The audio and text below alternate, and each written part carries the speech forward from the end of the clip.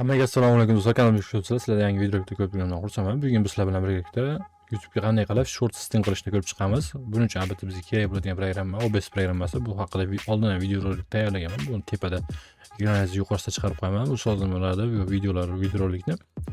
Birinchi o'rinda qilgan ishimiz albatta OBS programmasiga kirib olamiz. OBS programmasiga kirganimizdan keyin mana shu o'yin ochiladi. Shu o'yin ochilganimizdan keyin albatta birinchi o'rinda qiladigan ishimiz avvalgi bo'lgan bo'lsak, kanallarimizni ulab bo'lgan bo'lsak, translyatsiyani mana bu yerda YouTube kanallarimizni xohlang YouTube, xohlang boshqa Telegram kanallarni ulagan bo'lsanglar, o'ziga asosan hozir YouTube kanallarini ulagan bo'lsak, shu nastroykadan bu yerda ssenariylarimizni ochib olgan bo'lsak, hamma tayyor qilib olgan bo'lsak, nastroykaga kiramiz. Nastroykadan video bo'limiga o'tamiz va video bo'limida bilib oling, bu yerda ekraningizni doimiy ko'rinishini ko'rib borasizlar va bu yerda razmerni ko'rsatyapti.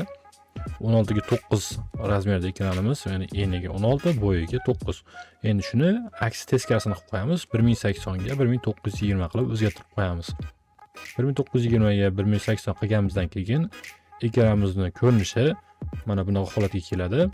Mana shu holatga keladi. Mana xuddi men hozir agar YouTube'da stream qiladigan bo'lsam, hozir shu holatga keladi. Mana bu ekrandagi hozir asosiy ekraningizdagi televizordagi qora ekranlar yo'q bo'ladi va to'liq shuni short holatida kelib to'g'lanib qoladi. Agar web kameralarga qo'shadigan bo'lsak, qanday qilib web kameralar qo'shamiz deydigan bo'lsanglar, web kameralarni mana bu oldingi videolarda o'rgatib o'tganman. Buni ham yana bir bor tepada chiqarib qo'yaman.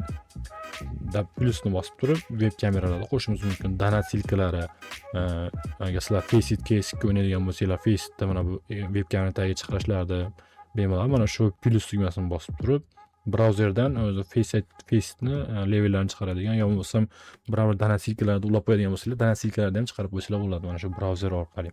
Yo bironta rasm qo'shmoqchi bo'lsanglar, rasm to'g'lasanglar bo'ladi. Shorts uchun bitrate qanaqa bo'ladi, katsasi qanaqa bo'ladi desanglar, yana bir nastroyga kiramizda. Viewed bo'limiga o'tamiz. Viewed bo'limiga o'tganimizdan keyin bu yerda bitrate'ni mana translyatsiya bo'limi, bu yerda zaps kerak emas bizga, translyatsiya bo'limi kerak asosan.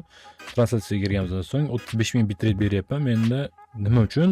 2K da kassasi berishim kerak, 2K, 4K da kassasini berishim uchun. Agar sizlar short streamda hozir kassasi sal pastroq, men internetingizlar sal pastroq bo'lsa, albatta 10000 bitrate, 15000 bitrate bersanglar ham sizlarga uchun bemalol 1080 720 piksellarda chiqarib beradi bemalol. Shu kassa bitrate 35000 bitrate bersanglar ham bemalol kassasini beradi sizlarga. Shunday qilib bemalol stream qilsanglar bo'ladi shorts orqali. Bu bizga nima foyda olib keladi degan bo'lsa, albatta sizlar uchun video translyatsiyalar, ya'ni streamlarda rekomendatsiyaga olib chiqib berish mumkin. Buni shuni unutmanglar, albatta kassasi yaxshi bo'lishi kerak. Short streamda obunachi ushlab qolish uchun va qilayotgan kontentingiz ham yana qisqaroq bo'lishi kerak. Video sizlarga foydali bo'lgan bo'lsa, albatta videoga like bosib turib, kommentariyada o'z fikringizni izohlaringizni yozib qoldiring, kutib qolaman. Keyingi videolarda ko'rishguncha xayr, sog' bo'ling, Xudo xohlasa 2026-yilda ko'rishamiz.